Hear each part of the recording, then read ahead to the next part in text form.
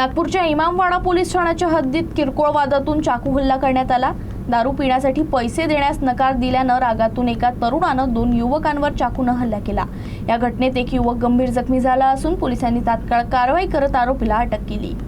मिळालेल्या माहितीनुसार रामबाग येथील पाचनल चौक परिसरात राहणारा 22 वर्षीय रितेश उर्फ दादू वानखेडे हा दलित वाचनालय जवळ उभा होता। त्याचवेळी आरोपी मयंक सूरज यादव तिथे आला आणि त्यानं रितेशकडे दारू पिण्यासाठी पैशांची मागणी केली।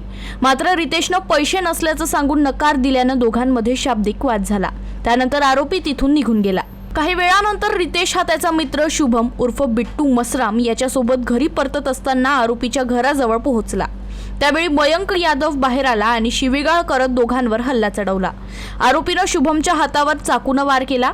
त्यानंतर वाद सोडवण्यासाठी पुढे आलेल्या रितेशवरही चाकूने हल्ला करून त्याला गंभीर जखमी केलं। घटनेनंतर परिसरातील नागरिकांनी दोनही जखमींना तातडीनं मेडिकल रुग्णालयात दाखल केलं। सध्या त्यांच्यावर उपचार सुरू आहेत। रितेशच्या वडिलांच्या तक्रारीवरून इमामवाडा पोलिसांनी आरोपी मयंक याच्या विरुद्ध खुनाच्या प्रयत्नाचा गुन्हा दाखल केला असून त्याला अटक करण्यात आली आहे। या प्रकरणाचा पुढील तपास पोलीस करत आहेत। यातील जखमी आणि आरोपी हे एकमेकाचे ओळखीचे आहेत, एकाच वस्तीत राहतात। यातील आरोपीने जखमीला दारू पिण्यासाठी पैसे मागितले आणि फिर्यादीच्या जखमीने न दिल्यामुळे त्यांच्यात वाद झाले। त्यावेळेस आरोपीने त्याच्याजवळ असलेल्या चाकूने त्याच्या मानेवर पाठीवर वार करून त्याला जखमी केलेला आहे। त्या अनुषंगाने सदर इमामवाडा पोलिसांचा गुन्हा दाखल झालेला आहे आणि आरोपीला अटक करून पुढील तपास करत आहोत।